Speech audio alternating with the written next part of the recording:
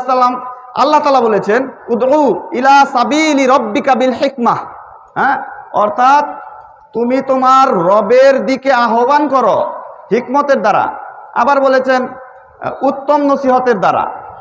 চিল্লাচিল্লি করে নাই। হ্যাঁ, এখন বলবেন, এখন কেউ বলতে পারেন যে রাসূল সাল্লাল্লাহু আলাইহি ওয়াসাল্লাম যখন খুতবা দিতেন তখন তার চেহারা লাল হয়ে যেত, যেন তিনি কোনো সেনাবাহিনীকে নির্দেশ দিচ্ছেন। জি, কথা তো সত্যি, কিন্তু শুধু এটি দেখলে চলবে না, এটি একমাত্র সুন্নত নয়। আরেকটি সুন্নাহ রয়েছে, ইবনে মাজার 42 নম্বর হাদিস।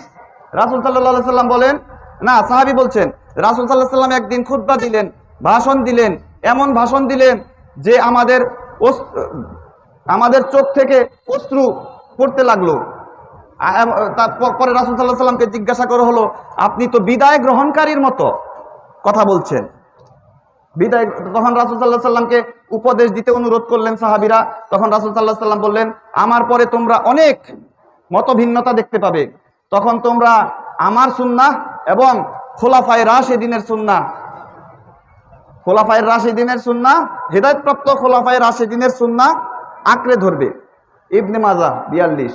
তাহলে দেখা যাচ্ছে শুধুমাত্র কঠোর ভাষায় তিনি কথা বলতেন এমন নয়, নরম ভাষায়ও এমন আবেগপূর্ণ কথাও বলতেন সাহাবীদের মাঝে যে তাতে তাদের চোখ থেকে অশ্রু বর্ষিত হতো।